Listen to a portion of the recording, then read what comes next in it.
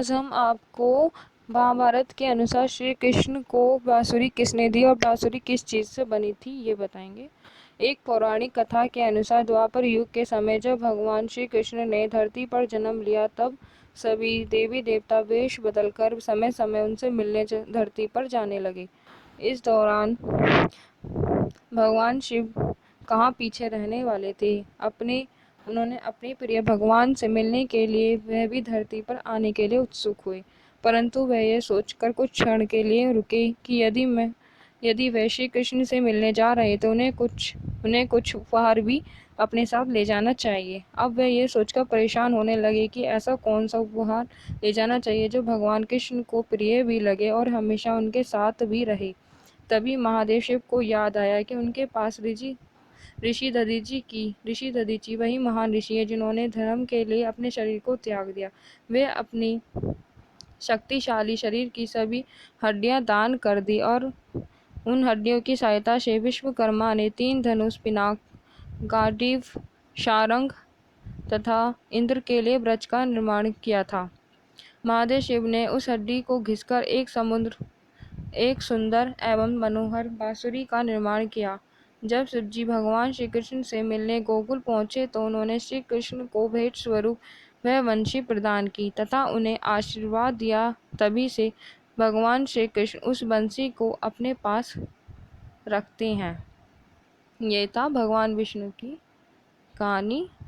और भगवान विष्णु जी को तुलसी माता ने श्राप क्यों दिया।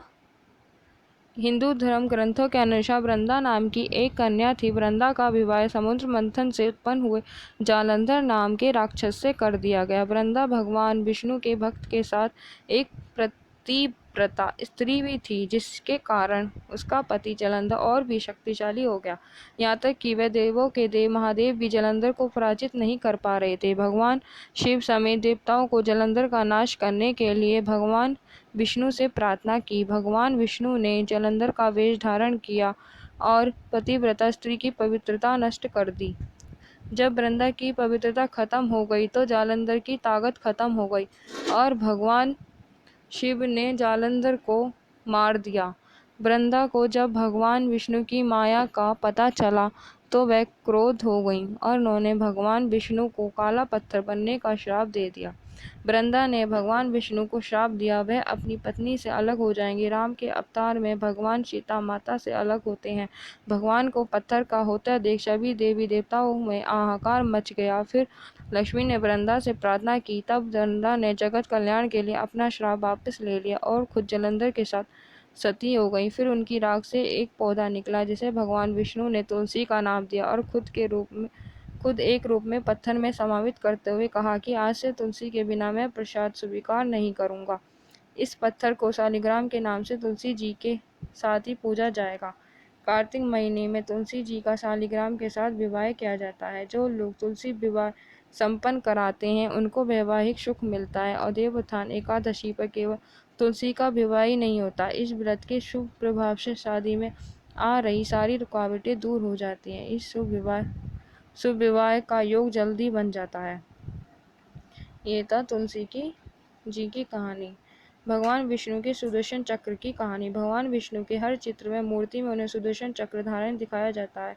ये सुदर्शन चक्र भगवान शंकर ने ही जगत कल्याण के लिए भगवान विष्णु को दिया था। इस संबंध में शिव महापुराण के कोटि रुद्र संहिता में एक कथा का उल्लेख है। एक बार जब दैत्य ने अत्याचार बहुत बढ़ गया तब सभी देवताओं ने श्री हरि विष्णु के पास गए।